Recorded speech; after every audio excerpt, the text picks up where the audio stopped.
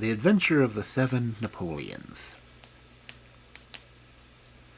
It was no very unusual thing for Mr. Lestrade of Scotland Yard to look in upon us on the evening, and his visits were welcome to Sherlock Holmes, for they enabled him to keep in touch with all that was going on at the police headquarters.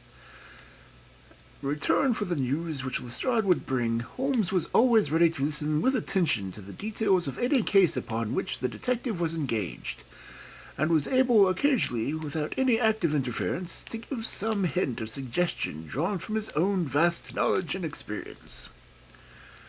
On this particular evening, Lestrade had spoken of the weather and of the newspapers. Then he had fallen silent, puffing thoughtfully at his cigar. Holmes looked keenly at him. "Anything remarkable at hand?" he asked. No, Mr. Holmes. Nothing very particular." "And tell me about it." Lestrade laughed. "Well, Mr. Holmes, there's no use denying that there is something on my mind, and yet it is such an absurd business that I hesitated to bother you about it. On the other hand, although it is trivial, it is undoubtedly queer, and I know that you have a taste for all that's set out of the common.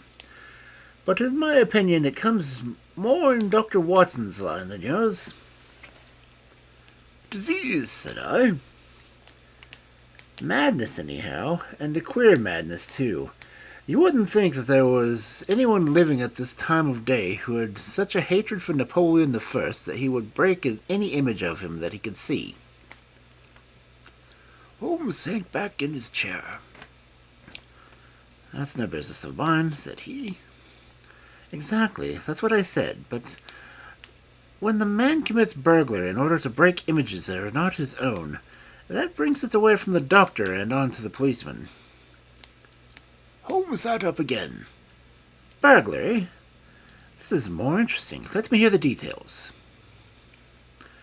Lestrade took out his official notebook and refreshed his memory from its pages. "The first case reported was 4 days ago," said he. "It was at the shop of Morse Hudson, who was a place for the sale of pictures and statues in the Kensington Road. The assistant had left the front shop for an instant when he heard the crash, and hurrying out he found a plaster bust of Napoleon, which stood in several other works of art, upon the counter, lying shivered to fragments. He rushed out to the road, but although several passersby declared that they had noticed a man run out of the shop, he could neither see anyone nor could he find any means of identifying the rascal. It seemed to be one of those senseless acts of hooliganism which occur from time to time, but it was reported to the constable on the beat as such. The plaster cast was not worth more than a few shillings, and the whole affair appeared to be too childish for any particular investigation.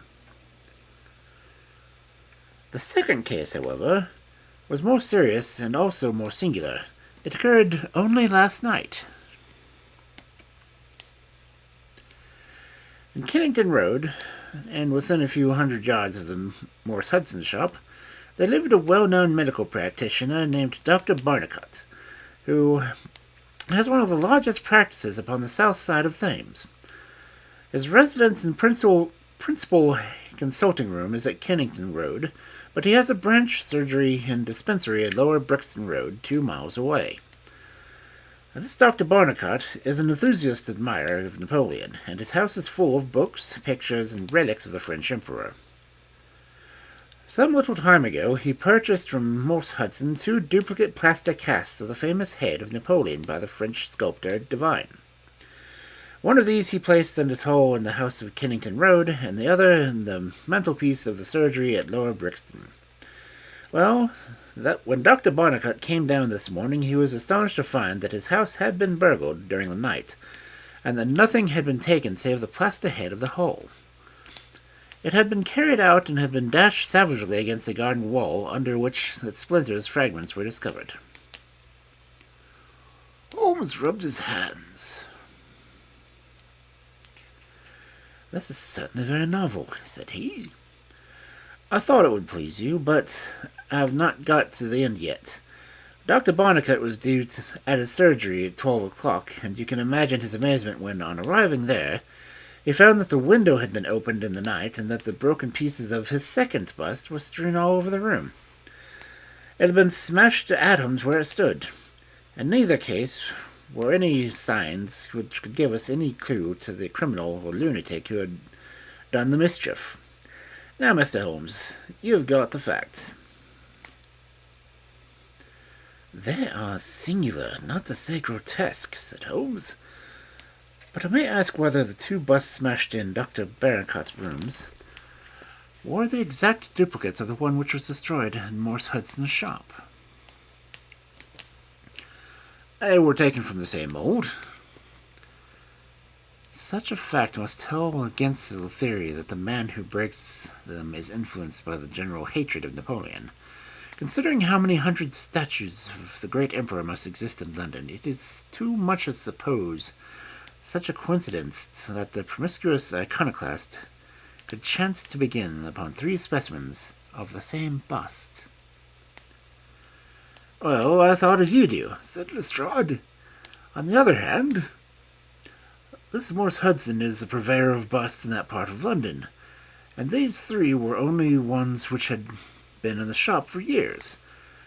So although you say there are many hundreds of statues in London, it is very probable that these 3 were the only ones in that district. Therefore, a local fanatic would begin with them. What do you think, Dr. Watson? There are no limits to the possibilities of monomania, I answered.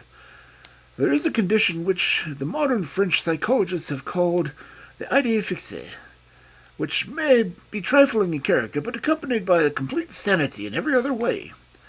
A man who had read deeply about Napoleon, or had possibly received some hereditary family injury through the Great War, might conceivably form such an idée fixe, and under its influence be capable of any fantastic outrage. That won't do, my dear Watson, said Holmes, shaking his head, for no amount of idée fixe would enable your interesting monomaniac to find out where these busts were situated. Well, then, how do you explain it? I don't attempt to do so. I would only observe that there is a certain method in the gentleman's eccentric proceedings. For example, Dr. Barnicot's hall, where a second might rouse the family, the bust was taken outside before being broken, whereas in the surgery, where there was less danger of an alarm, it was smashed where it stood.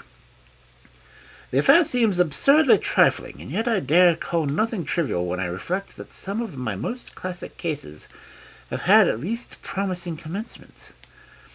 You will remember, Watson, how the dreadful business of the Abernathy family was first brought to my notice by the depth which the paisley had sunk into the butter upon a hot day. I can't afford, therefore, to smile at your 3 broken busts, Lestrade, and I shall be very much obliged to you if you will let me hear any fresh developments of this so singular chain of events. The development of which my friend had asked for came in quicker and in infinitely more tragic form than he could have imagined. I was still dressing in my bedroom next morning when there was a tap at the door, and Holmes entered, a telegram in his hand, and he read it aloud. Come instantly. 131 Pitt Street, Kensington. Lestrade. What is it, then? I asked. Don't know. Maybe anything. But I suspect it is a sequel to the story of the statues. In that case, our friend, the image breaker, has begun operations in another quarter of London. There's coffee on the table, Watson, and I have a cab at the door. In half an hour we reached Pitt Street, a quiet little backwater just beside one of the briskest currents of London life. Number 131 was one of a row, all flat-chested, respectable, and most unromantic dwellings. As we drove up, we found the railings in front of the house lined with a curious crowd. Holmes whistled. Whew. By George, it's attempted murder, at least. Nothing less will hold the London message boy. There's a deed of violence indicated that in the fellow's round shoulders and outstretched neck. What's this, Watson? The top step's swilled down, and the other one's dry. Footsteps enough, anyhow. Well, there's Lestrade at the front window, and we shall soon know all about it. The official received us with a very grave face and showed us into a sitting room, where an exceedingly unkempt and agitated elderly man, clad in a flannel dressing gown, was pacing up and down. He was introduced to us as the owner of the house, Mr. Horace Harker, of the Central Press Syndicate. "It's the Napoleon bust business again," said Lestrade. "You seemed interested last night, Mr. Holmes, so I thought perhaps you would be glad to present now what the affair has taken a very much graver turn." "What has it turned to, then?" "To murder. Mr. Harker, will you tell these gentlemen exactly what has occurred?" The man in the dressing gown turned upon us with the most melancholy face. "It's an extraordinary thing," said he, "that all my life I've been collecting other people's news, and now the real piece of news has come my own way, and I'm so confused and bothered that I can't put it into words together. If I had come here as a journalist, I would have interviewed myself and had 2 columns in every evening paper. As it is, I'm having a very valuable copy by telling my story over and over a string of different people, and I can make no use of it to myself. However, I've heard your name, Mr. Sherlock Holmes, and if you'll only explain this queer business, I shall be paid for my trouble in telling you the story." Holmes sat down and listened. "Now, it all seems to center around this bust of Napoleon which I bought for this very room about 4 months ago. I picked it up cheap at Harding Brothers, 2 doors from the High Street station. A great deal of my journalistic work was done at night, and I was often right until the early morning. So it was today. I was sitting in my den, which is the back of the top of my house, about 3 o'clock, when I was convinced that I heard some sounds downstairs. I listened, but they were not repeated, and I concluded that they came from outside. Then suddenly, about 5 minutes later, there came the most horrible yell, the most dreadful sound, Mr. Holmes, that I had ever heard. It will ring in my ears as long as I live. I sat frozen with horror for a minute or 2, then I seized a poker and went downstairs. When I entered the room, I found the window wide open, and I was at once observed that the bust is gone from the mantelpiece. Why any burglar should take such a thing passes my understanding, for it was only a plaster cast with no real value whatsoever. You can see for yourself that anyone going out through that open window could reach the front doorstep by taking a long stride. This was clearly what the burglar had done, so I went around and opened the door. Stepping out into the dark, I nearly fell over a dead man who was lying there. I ran back for a light, and there was the poor fellow, a great gash in his throat and a whole piece swimming in blood. He lay on his back, knees drawn up and his mouth horribly open. I shall see him in my dreams. I had just time to blow on my police whistle, and then must have fainted, for I knew nothing more until I found the policeman standing over me in the hall." "Well, who was the murdered man?" said Holmes. "There's nothing to show who he was," said Lestrade. "You shall see the body at the mortuary, but we have made nothing of it up until now. He was a tall man, sunburned, very powerful, not more than 30. He was poorly dressed, and yet does not appear to be a laborer. A horn-handled clasp knife was lying in the pool of blood beside him. Whether it was the weapon which did the deed, or whether it belonged to the dead man, I do not know. There was no name on his clothing, nothing in his pockets save an apple, some string, a shilling map of London, and a photograph. Here it is. It was evidently taken by a snapshot of a camera. He represented an alert, sharp-figured simian man, with thick eyebrows and a very peculiar projection of the lower part of his face, like the muzzle of a baboon." "And what became of the bust?" asked Holmes, after a careful study of the picture. "We had news of it just before you came. It has been found in the front garden in an empty house of Campden House Road. It was broken into fragments, and I'm going round to see it now. Will you come?" "Certainly. I must just take one look around." He examined the carpet and the window. "The fellow had either very long legs, or was the most active man," said he. "Within an area beneath, there was no mean feat to reach the window ledge and open that window. Getting back was comparatively simple.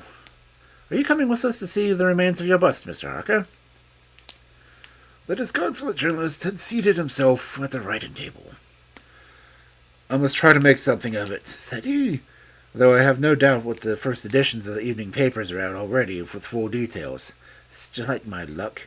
Do you remember when the stand fell at Doncaster? Well, I was the only journalist in the stand, and my journal was the only one that had no account of it, for I too was shaken to written to it.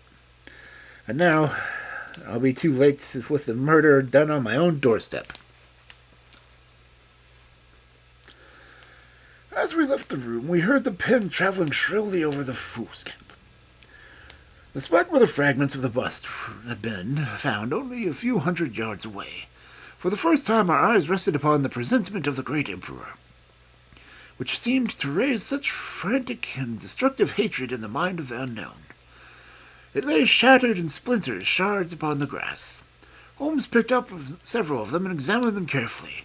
I was convinced from his intent face and his purposeful manner that at last he was upon a clue. Well, said Lestrade. Holmes shrugged his shoulders. Have a long way to get yet, said he. And yet, well, we have some suggestive facts to act upon.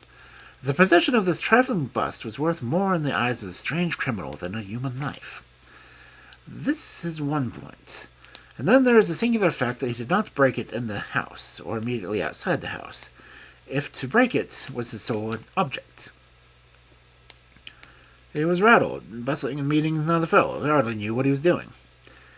Well, that's likely enough, but I wish to call your attention to a very peculiarity to which the position of the house in the garden of which the bust was destroyed.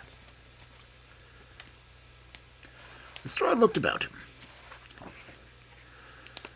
It was an empty house, so he knew that he would not be disturbed in the garden. Yes, but there's another empty home farther up the street, where he must have passed by when he came to walk this one. Why did he not break it there, since it is evident that every yard that he carried it in increased the risk of someone meeting him? I give up, said Lestrade. Holmes pointed to the street lamp above our heads. He could see what he was doing here, and he could not there. That was his reason.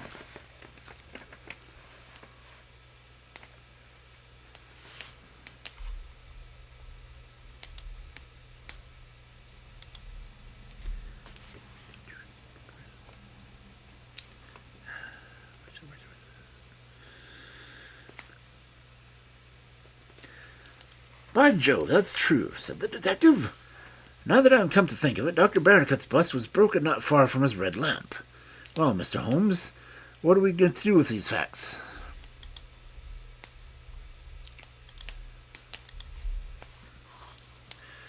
To remember it, to docket it. We may come on something later which will bear upon it. What steps do you propose to take now, Lestrade? The most practical way of getting at it, in my opinion, is to identify the dead man. There should be no difficulty about that. When we have found who he is and who his associates are, we should have a good start in learning what he was doing on Pitt Street last night, and who it was who met him and killed him at the doorstep of Mr. Horace Harker. Don't you think so? No doubt. And yet, it is not quite the way in which I would approach the case. What would you do? Oh, you must not let me influence you in any way. I suggest that you go on your time and I on mine. We can compare notes afterwards, and each will supplement the other. Very good, said Lestrade. If you're going back to Pitt Street, you might see Mr. Horace Harker. Tell him from me that I have made quite up my mind that it is certain that the dangerous homicidal lunatic with Napoleon delusions was in his house last night. It should be useful for his article.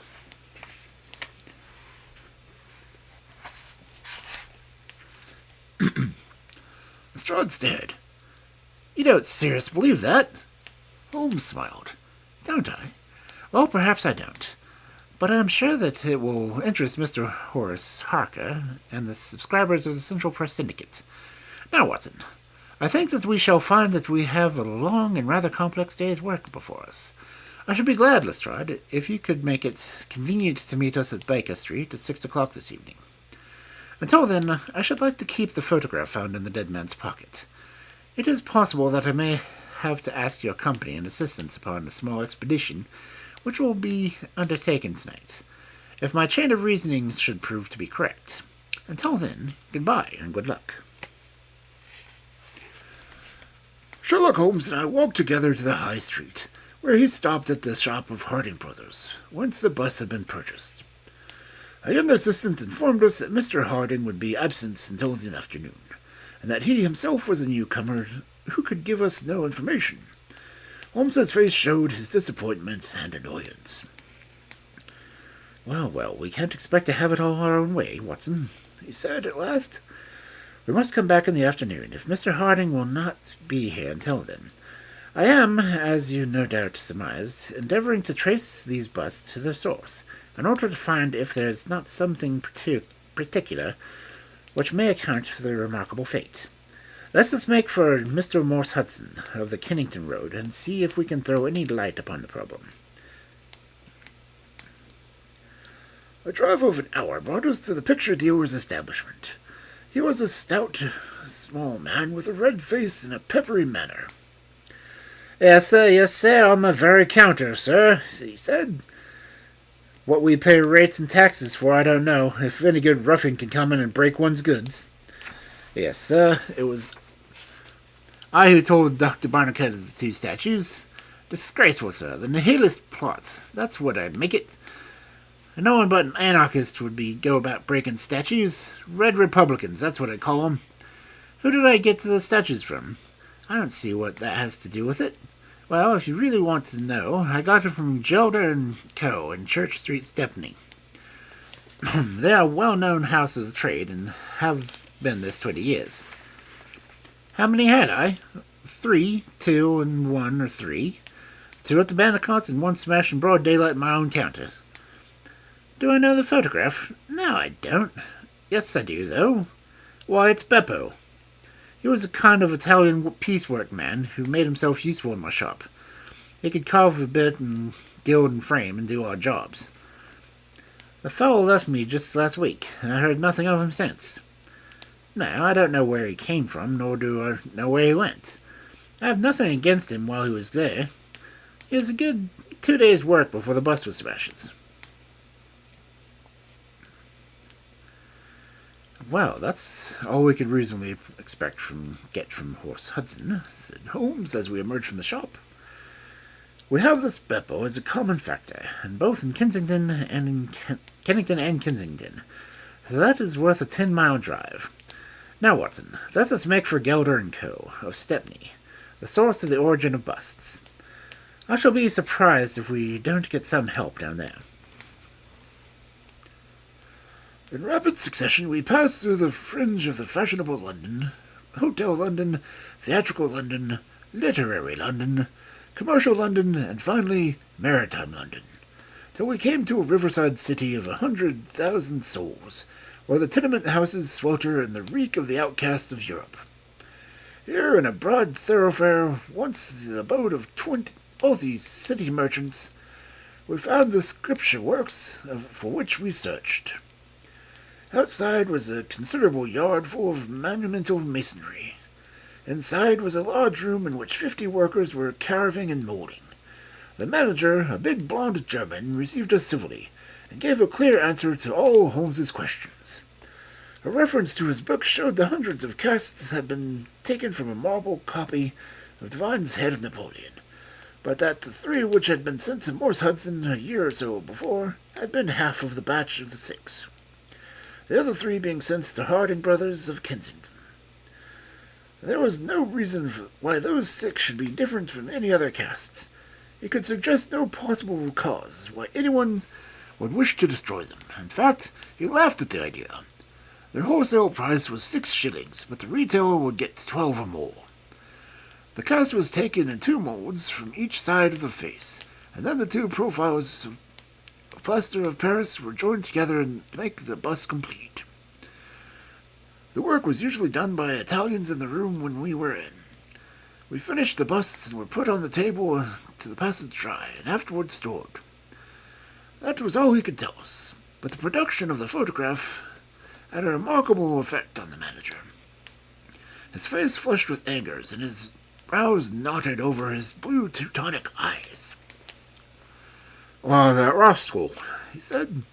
"Yes, indeed, I know him very well. He was always been a respectable establishment, and the only time that we ever had the police in it was over this very fellow. It was more than a year ago now. He knifed another Italian in the street, and then he came to the works of the police on his heels. And he was taken here. Beppo was his name, second name I never knew. Served me right for engaging a man with such a face, but he was a good workman and one of the best." "What did he get?" "Man lived and he got off in the year. I have no doubt he is out now, but he has not dared to show his nose here. We have a cousin of his here, and I dare say he could tell you where he was." "No, no," cried Holmes. "Not a word to the cousin, not a word, I beg you. The matter is very important, and the farther I go with it, the more important it seems to grow. When you referred to your ledger to the sale of these casts, I observed that your date was June 3rd of last year. Could you give me the date when Beppo was arrested?" "I could tell you roughly by the pay lists," the manager answered. "Yes," he continued, after turning some of the pages. "It was paid last on May 20th. "Thank you," said Holmes. "I don't think that I need to intrude any more upon your time and patience." With last word of caution that he should say nothing to his own researches, we turned our faces towards westward once more. The afternoon was far advanced before we were able to snatch a hasty luncheon at the restaurant. A news bill at the entrance announced Kensington outrage, murder by a madman. The contents of the paper showed that Mr. Horace Harker had got his account into print after all. 2 columns were occupied with a highly sensational and flowery rendering of the whole incident. Holmes propped it up against his fruit stand and read it as he ate. Once or twice he chuckled. "This is all right, Watson," he said. "Listen to this. It is satisfactory to know that there can be no difference of opinion upon this case, since Mr. Lestrade, one of the most experienced members of the official force, and Mr. Sherlock Holmes, the well-known consulting expert, have each come to the conclusion that the grotesque series of incidents which have ended in so tragic a fashion arise from lunacy rather than some deliberate crime. No explanation save mental aberration can cover the facts. The press, Watson, is one of the most valuable intuition if you only know how to use it. And now, if you have quite finished, we will hark back to Kensington and see what the manager of Harding Brothers has to say about the matter." The founder of the great emporium proved to be a brisk, crisp little person, very dapper and quick, with a clear head and a ready tongue. "Yes, sir, I've already read the account of the evening papers. Mr. Horace Harker is a customer of ours. We supplied him with the busts some months ago. He ordered 3 busts of that sort from Gelder and Co. and Stepney. They're all sold now. To whom? Oh, I dare say by consulting our sales book you could very easily be told. Yes, we have the entries here. 1 to Mr. Harker, you see, and 1 to Mr. Josiah Brown of Laburnum Lodge, Laburnum Vale, Cheswick, and 1 to Mr. Sanderford of Lower Grove Road, Reading. No, I've never seen this face that you show me in the photograph. You would hardly forget it, would you, sir? And I've seldom seen an uglier. We have any Italians on staff? Yes, sir, we have several among our workpeople and cleaners. I dare say you might get a peep at the sales book if they wanted to. There's no particular reason for keeping a watch on that book. Well, it is very strange business, and I hope you will let me know if anything comes of your inquiries." Holmes had taken several notes during Mr. Harding's evidence, and I could see that he was thoroughly satisfied by the turn which the affairs were taking. He made no remark, however, save that, unless we hurried, we should be late for our appointment with Lestrade. Sure enough, when we reached Baker Street, the detective was already there, and we found him pacing up and down in a fever of impatience. His look of importance showed that his day's work had not been in vain. "Well," he said. "Well, look, Mr. Holmes, we have had a very busy day, and not entirely a wasted one," my friend explained. "We have seen both the retail as also the wholesale manufacturer. I can trace each of the busts now from the beginning." "The busts?" cried Lestrade. Well, Mr. Holmes, you have your own methods. It's not for me to say that the word against him, but I think I have done a better day's work than you. I've identified the dead man." "You don't say." "I found a cause for your crime." "Splendid." "I have an investigator who takes a specialty in Saffron Hill in the Italian quarter. Well, the dead man had some Catholic emblem around his neck, and so, along with his color, made me think that he was from the South. Inspector Hill knew him at the moment he caught sight of him. His name is Pietro Vesuni, of Naples, and he was one of the greatest cutthroats in London. He was connected with the Mafia, which, as you know, is a secret political society enforcing its decrees by murder. Now you see how the affairs begin to clear up. The other fellow was probably an Italian also, and the member of the Mafia. He has broken in some rules in some fashion. Pietro was set upon his track, probably the photograph in the pocket of the man himself, so that he may not knife the wrong person. He dogs the fellow, sees him enter the house, he waits outside for him, and in the scuffle he receives his own death wound. How is that, Mr. Holmes?" Holmes clapped his hands approvingly. "Excellent, Lestrade, excellent," he cried. "But I didn't quite follow your explanation of the destruction of the busts." "The busts! You never get your head out of those busts. After all, that is nothing. Petty larceny, 6 months at the most. It is a murder that is really investigating, and I tell you that I am gathering all the threads into my hands." "And the next stage?" "It's very simple. We go down to the hill of the Italian quarter, find the man whose photograph we got, and arrest him on the charge of murder. Will you come with us?" "I think not. I fancy we can attain our end in a simpler way. I can't say for certain, because it all depends. Well, it all depends upon a factor which is completely outside our control. But I have great hopes. In fact, the betting is exactly 2-1. That if you will come with us tonight, I shall be able to help you lay hand on him at the heels." "In the Italian quarter?" "No, I fancy Chiswick as an address which will be more likely to find him.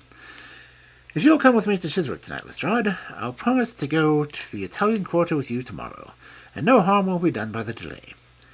And now I think that a few hours' sleep will do us all good, for I do not propose to leave before 11 o'clock. And I think it is unlikely that we shall be back before morning. You'll dine with us, Lestrade, and then you are welcome to the sofa until it is time for us to start. In the meantime, Watson, I should be glad if you would ring for an express messenger, for I have a letter to send, and it is important that it should go out at once."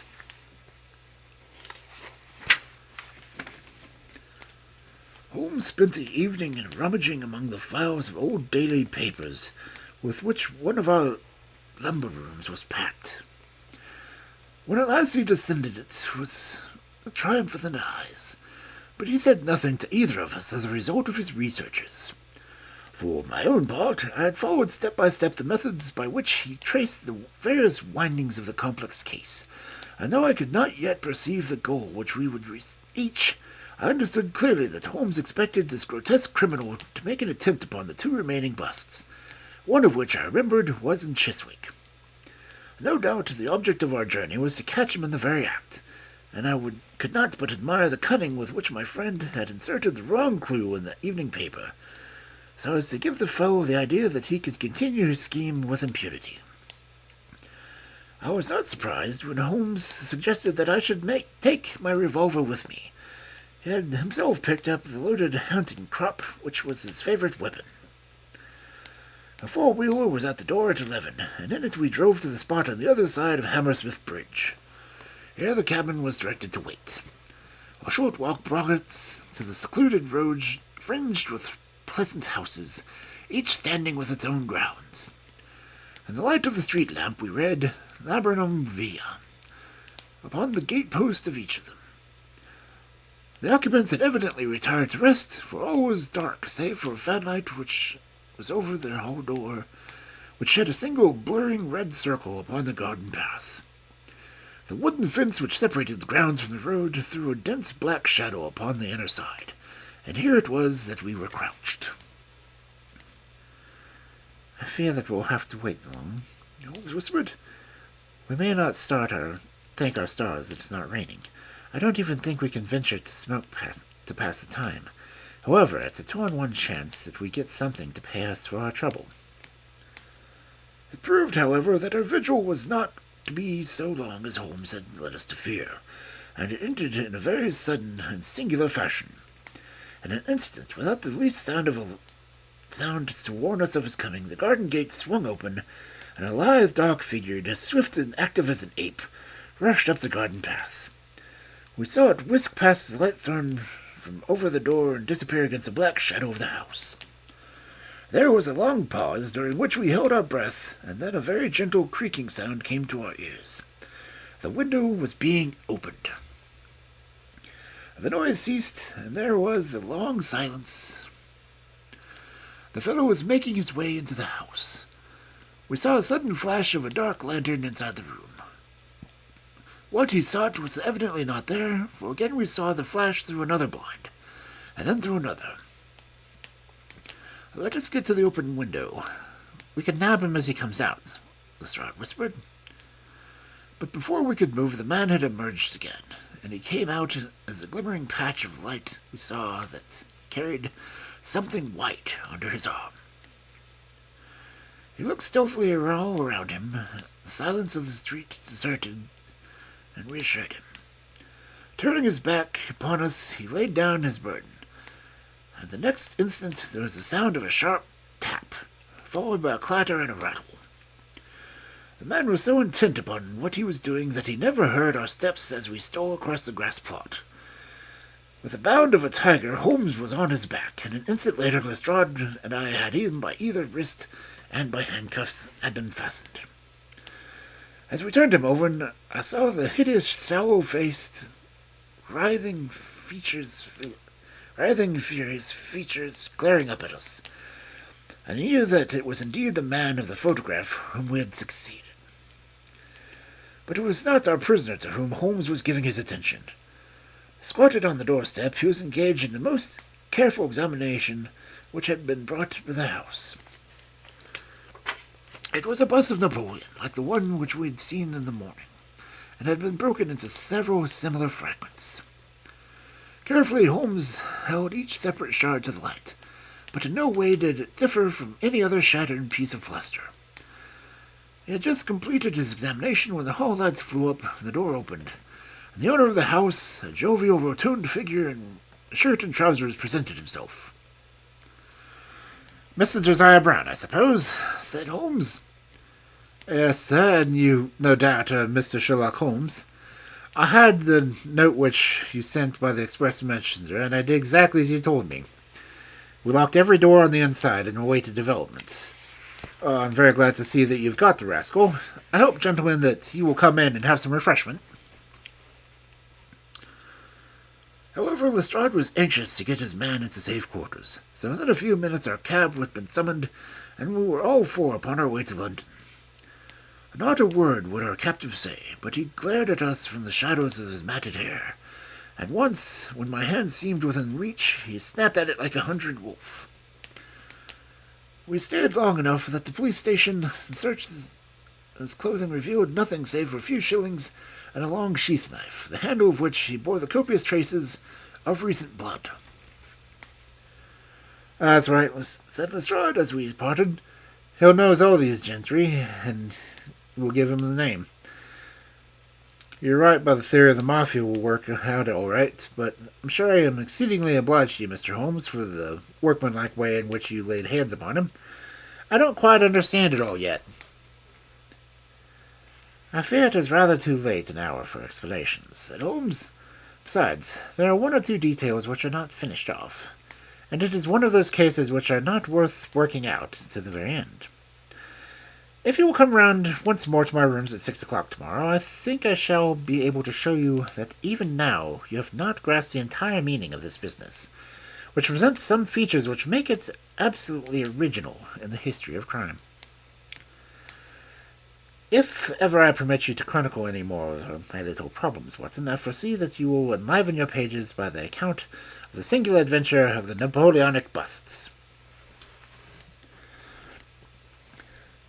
When we met again in the evening, Lestrade was furnished with much information concerning our prisoner. His name, it appeared, was Beppo, second name unknown. He was a well-known ne'er-do-well among the Italian colony.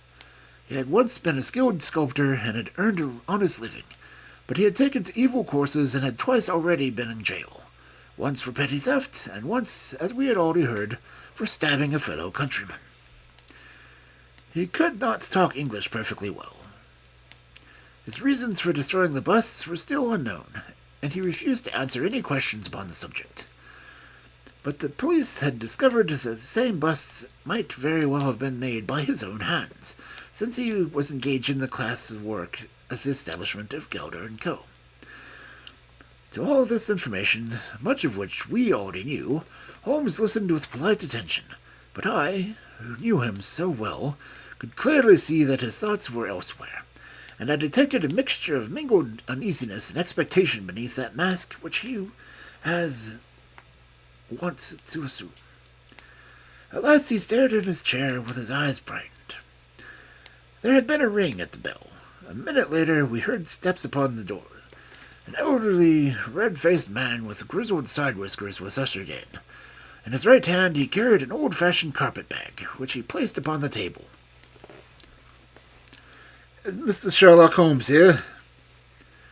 My friend bowed and smiled. "Mrs. Sandford, of Reading, I suppose?" said he. "Yes, I fear I'm a little late, but the trains were awkward. You wrote me about a bust that was in my possession." "Exactly. I have your letter here. You said, 'I desire to possess a copy of Devine's Napoleon, and I'm prepared to pay you £10 for one, which is in your possession.' Is that right?" "Certainly." "Well, I was very much surprised at your letter, for I could not imagine how you knew that I owned such a thing." "Of course you must have been surprised, but the explanation is very simple. Mr. Harding, of Harding Brothers, said that he had sold you the last copy, and he gave me your address."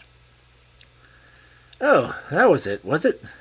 Did he tell you what I paid for it?" "No, he did not." "Oh, I'm an honest man, though not a rich one. I only gave 15 shillings for the bust, and I think you ought to know that before I take £10 from you." "I'm sure the sculpture does you honor, Mrs. Sandford, but I've named that price, so I intend to stick to it." "That's very handsome of you, Mr. Holmes. I brought the bust up with me, as you asked me to do. There it is." He opened his bag, and at last we saw placed upon our table a complete specimen of that bust which we had already seen more than once in fragments. Holmes took a paper from his pocket and laid a £10 note upon the table. "Your kindness on the papers, Mr. Sandford, in the presence of our witnesses. It is simple to say that you transfer every possible right you ever had in the bust to me. I am a methodical man, you see, and you never know what turn events may take afterwards. Thank you, Mr. Sandford. Here's your money. I wish you a very good evening."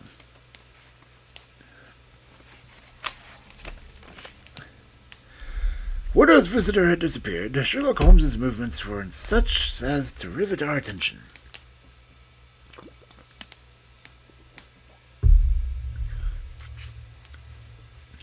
He began taking a clean white cloth from the drawer and laying it over the table.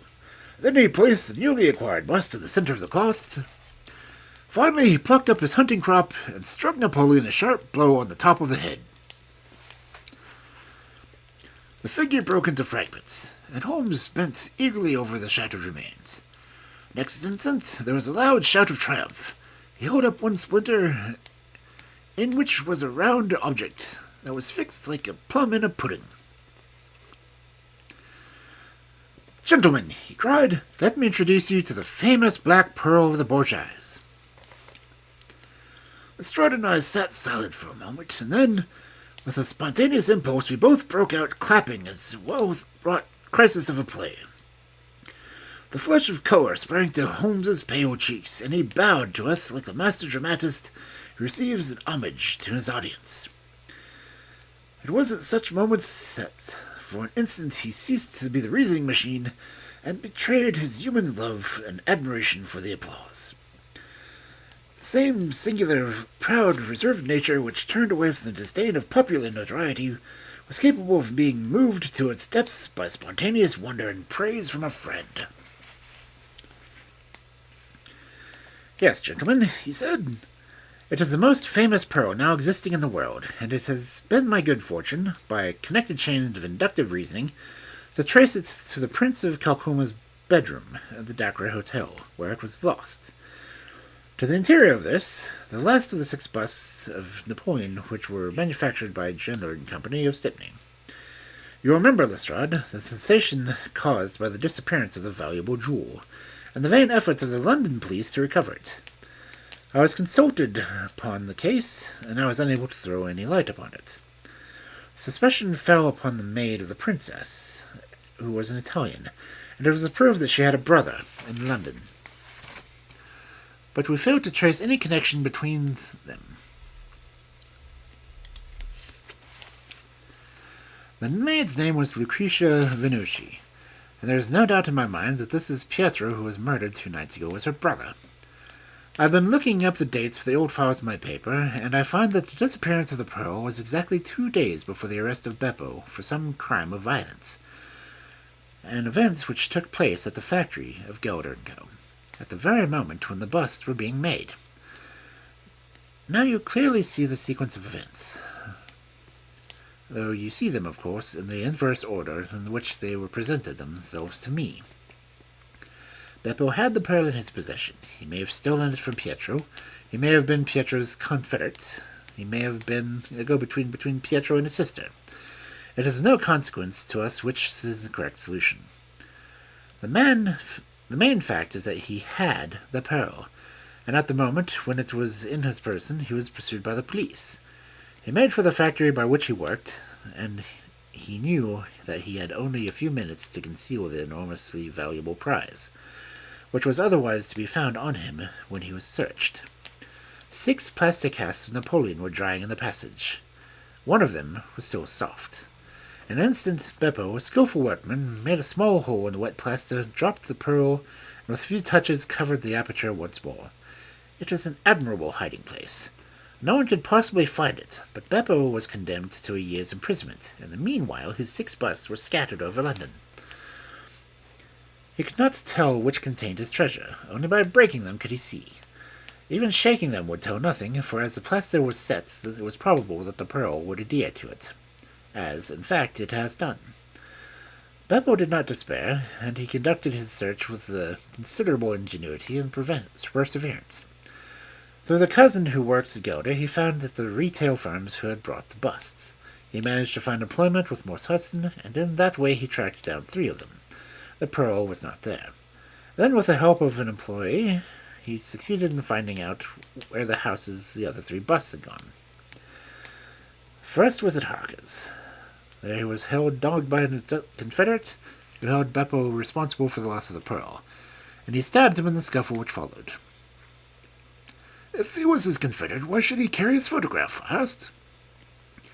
As a means of tracing him, if he wished to inquire about him by any third person. That was the obvious reason. Well, after the murder, I calculated that Beppo would probably hurry rather than delay his movements. He would fear that the police would find his secret, and hastened on before they should get ahead of him. Of course, I could not say that he had not found the pearl in Harker's bust. I had not even considered certain that it was the pearl. But it was evident to me that he was looking for something, since he carried the bust past other houses in order to break the garden, which had a lamp overlooking it. Since Harker's bust was one of the 3 in the chances, exactly as I told you, 2-1 against the pearl being inside it. There remained 2 busts, and it was obvious that he would go to the London one first. I warned the inmates of the house as to avoid a second tragedy, and we went down with the happiest results. By that time, of course, I knew for certain that it was the Borgia pearl that we were after. The name of the murdered man linked the one event to the other. There only remained a single bust, the reading one, and the pearl must be there. I bought it in your presence from the owner, and there it lies.